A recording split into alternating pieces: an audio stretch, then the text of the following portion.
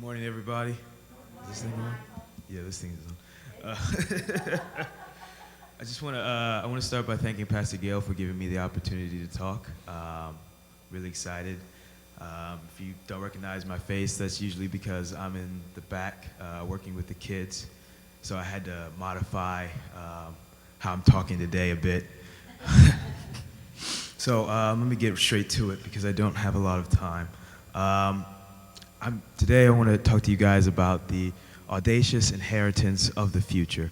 And I struggled for a long time when I was thinking about what I wanted to talk about. I struggled, like, how do I capture the future? And a lot of my generation, how we get kind of a forecast for our future is we look at our past experiences and we take into account our current circumstances, and that gives us a forecast for our future. So today I want to kind of take you on a journey throughout my life, if you haven't already heard my story. I'm originally from New Jersey. I was adopted when I was 2 months old by a single mother, and she also adopted 7 other boys and 2 girls. She had a very big heart. And for 14 years, I lived in that loving environment. Sometimes, remember, 7 other brothers. Things could get rough, and I was the second youngest. So when Thanksgiving was coming around and the fried chicken basket was coming around, you wanted to get in there and get your piece. So for 14 years, I lived in a very loving and caring environment. And my mother, she was a devoted Christian. There was this bulletin board at church, and what she would do is anything that we were eligible for, she would write our name down on it. So Sunday mornings for us were a little hectic. I'd show up and I'd greet people, and then I'd walk them to their seats, and then I'd walk in with the choir and I'd sing with the choir. Then I'd run off the choir pew and I'd open the door for people to leave. And I was in every ministry, any kids ministry of the church that was possible. But here comes to the 14th year of my life, and my mother she started having a series of strokes, and she passed away when I was 14. And my connection to God was, she was my bridge to God. And I had lost that. I didn't know how to get to God on my own because she was that person that got me there. She was that person that signed me up for things, and I was lost for a long time. During this time period, between the ages of 14 and 17, I was moved to North Carolina to go live with her only biological daughter.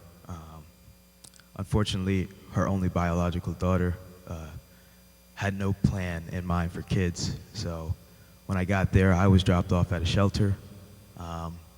And for the next couple of years of my life, I would transition between being homeless and on the streets and in random shelter homes. And then finally, I stopped at this one shelter and was like, I can't keep doing this. I can't keep transitioning between the streets and shelter. It's getting pretty scary out there. I don't know if you've ever been on some of these roads in the dead of the night with the wind going by and everything, but it gets very scary. I've been robbed a couple times. I've seen the best and the worst of people. But I decided to stay at the shelter, and I decided, I got to do something with my life. And at this point, I had only saw the only opportunities that were out there for me, I thought, were death or the military. So I was like, okay, I got to start working towards the military. I got to keep my grades good, and hopefully I can get into the military.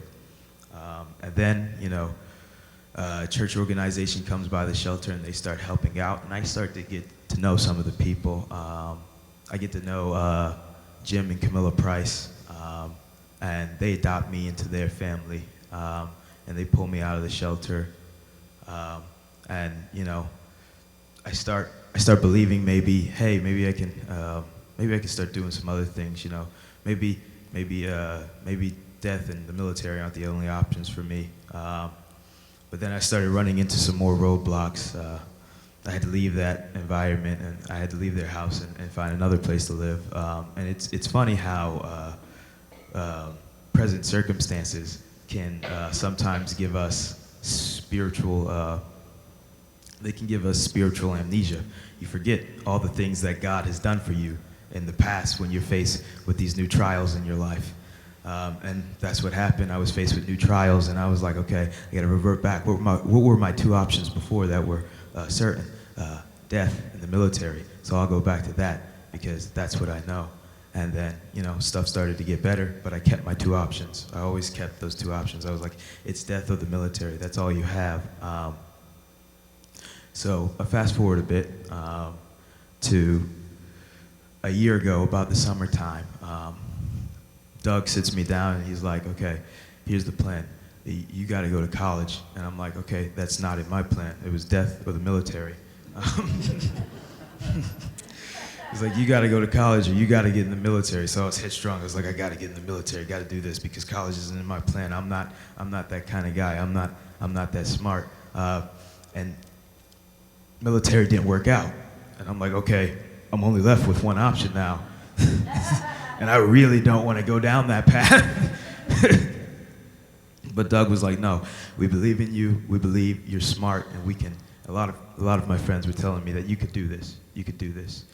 And that's when I started figuring out the formula that I had been using was wrong. That when I added my past experiences to my current circumstances, all I could get was 6. All I could get was 6, a significant number in the Bible, the number that represents man, the number that represents human weakness, the number that is 6 is a limited number because man is just limited by itself. I forgot to factor in God. I forgot to factor in Jesus. I forgot that when I take my past circumstances, my present circumstances and my past experiences, I can only get 6. But when I factor in God, when I add God into the equation, I can get 7. And 7 is a great number. 7 is a great number in the Bible. And I want to also read to you the scripture that kind of helped put everything in order for me. And I didn't find this scripture until about a day ago. The Bible's pretty big. Isaiah 43, verse 18 through 19. Forget the former things. Do not dwell on the past. See, I am doing a new thing. Now it springs up. Do you not perceive it? I am making a way in the wilderness and streams in the wasteland.